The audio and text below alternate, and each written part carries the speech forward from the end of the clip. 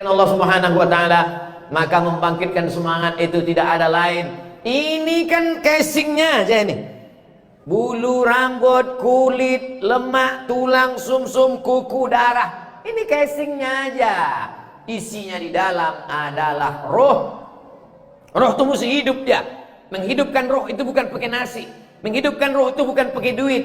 Menghidupkan roh itu adalah connecting, menyatukan, menghubungkan dia dengan penciptanya, Allah Subhanahu wa taala. Maka banyak orang itu, kata Nabi, masalul ladzi yadhkurullah wal ladzi la yadhkurullah. Perumpamaan orang yang mengingat Allah dengan orang yang tak mengingat Allah, kamasalil hayy wal mayyit, seperti orang hidup dan orang mati. Siapa itu orang hidup? Orang yang makan. Siapa itu orang yang hidup? Orang yang minum. Siapa itu orang yang hidup? Orang yang berjalan. Kata guru biologi. Tapi dalam Islam, orang yang hidup adalah orang yang connecting, mengingat Allah. Itulah orang yang hidup. Ini semua yang hadir ini semuanya hidup. Kenapa? Karena dia mengingat Allah. Adapun orang yang tak ingat Allah, maka sesungguhnya dia mati. Maka sesungguhnya kita sedang berkawan dengan zombie-zombie. Karena mereka adalah mayat-mayat berjalan karena tak ingat kepada Allah Subhanahu wa taala. Makanya kita selalu berzikir mengingat Allah. Alladzina yadhkurunallah, orang-orang yang berzikir mengingat Allah qiyaman, waktu tegak, wa qu'udan, waktu duduk, wa ala junubihim, waktu berbaring. Waktu berjalan dia ingat Allah, la ilaha illallah, la ilaha illallah, la ilaha illallah. Waktu duduk dia ingat Allah, subhanallah, subhanallah, subhanallah. Waktu berbaring dia ingat Allah, bismika Allahumma ahya wa amut. Jangan baca sekarang. Banyak juga orang sedang pengajian bacanya itu. Saudara yang dimuliakan Allah Subhanahu wa taala, maka tidak ada tempat meminta, tidak ada minta tolong, tidak ada. Tapi kita tetap berobat, tetap periksa, tetap ke rumah sakit. Itu namanya ikhtiar dan usaha. Tadi mobil motor bapak ibu itu dikunci apa tak dikunci? Dikunci. Apakah mengunci sepeda motor itu merusak tawakal kita kepada Allah? Tidak. Ini pengajian ini dicatat. Yang tak bisa nyatat direkam. Apakah dengan merekam pengajian ini lalu rusak tawakal kita kepada Allah? Tidak. Ini usaha, ini ikhtiar. Demikian juga dengan kehidupan ini ada usaha kita. Buah itu sudah matang, tapi dia mesti dijolok supaya jatuh ke bawah. Ini memanglah dikhususkan untuk saya, ini air minum ini. Ini untuk saya. Tapi kalau tak ada usaha saya untuk memegang gelasnya, memasukkan ke mulut, menganga aja, mau dia masuk dalam? Tidak. Harus ada usaha, harus ada ikhtiar. Tapi jangan terlalu bersandar kepada ikhtiar. Kalau sudah untuk kita, maka tidak akan mungkin berpindah kepada orang lain. Apa kata pepatah orang Melayu? Rezeki musang tak ditangkap harimau. Kalaulah rezeki musang ditangkap harimau, sudah lama musang itu musnah. Tapi buktinya harimau makan, musang pun makan. Ada pula musang berbulu ayam, lain makannya. Oleh sebab itu maka jangan takut, jangan cemas dalam hidup. Wala nabluwannakum bisyai'im minal khauf. Takut. Ditanamkan dalam hati itu ada rasa takut, rasa cemas, rasa ngeri. Kenapa orang korupsi? Gara-gara takut. Nanti pensiun makan apa? Nanti anak makan apa? Nanti cucu gimana? Gimana persiapan? Alhamdulillah Pak Ustaz, saya untuk pensiun sudah saya persiapkan ada 100 pintu kos-kosan. Di mana? Sana. Itu nampakku tak ada kok, baru pintunya aja maksudnya. Saya buatkan rencana lantai ini segala macam. Karena ketakutan. Salahkah kita meninggalkan anak cucu keluar dalam keadaan miskin? Anta da'a warasataka aghniya. Kau tinggalkan anak cucumu dalam keadaan mampu, mapan secara ekonomi, khairun, lebih baik min anta da'ahum 'alatan, daripada kau biarkan mereka miskin, susah, melarat. Kada al-faqru ayyakuna kufran, hampir saja kefakiran membuat orang menjadi kafir. Antara fakir dan kafir tipis setipis kulit bawang. Tapi jangan gara-gara takut lalu kita menghalalkan segala cara. Alimtu anna rizqi la yakhudhuhu ghairi. Aku tahu bahwa rezekiku tidak akan mungkin diambil oleh orang lain. Kalau sudah rezeki kita, berkumpul seluruh orang di dunia ini untuk menghalanginya, tidak akan. Kenapa? Karena itu memang sudah ketetapan Allah. Tapi jangan gara-gara ini besok, saya takut juga menyampaikan model-model begini. Besok semuanya tak ada yang cari nafkah. Bang, abang tak pergi kerja. kalau sudah ditetapkan untuk kita, tak akan mungkin diambil orang. Makanya dengar pengajian itu dengar dari awal sampai akhir. Jangan kau dengar yang potong-potong itu aja. Belilah paket agak 4 giga. Saudara yang dimuliakan Allah Subhanahu wa taala, keyakinan itulah yang ada dalam diri Pak Gubernur.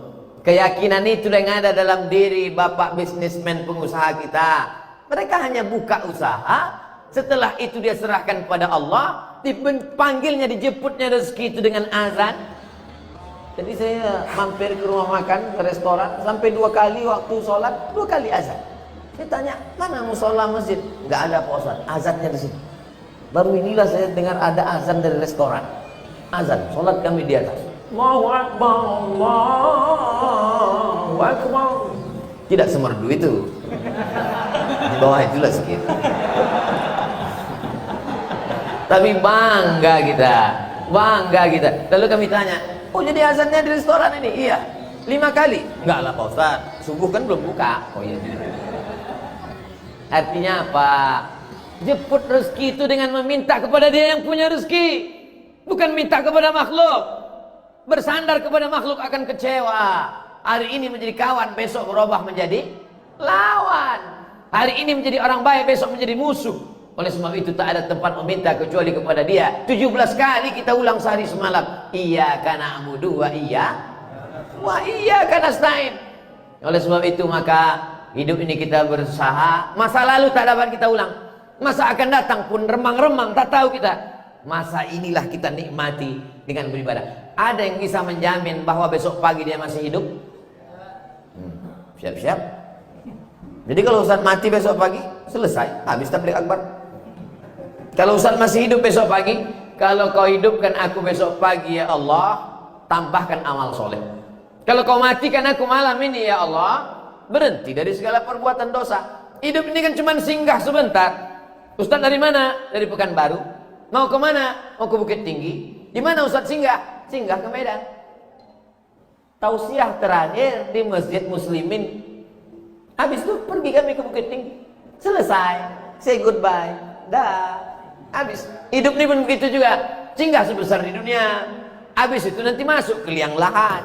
Tunggu hari kiamat. Habis itu masuk ke surga. Semuanya yang hadir di masuk surga insya Allah. Cuman yang di luar itu agak lama sedikit.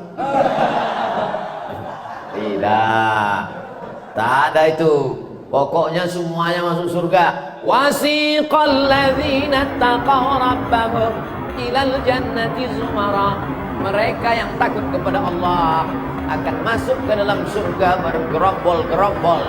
Masuk surga itu tak sendiri, berjamaah, bersama-sama, beramai-ramai. Jamaah Masjid Muslimin JCT Johor, Medan, Sumatera Utara.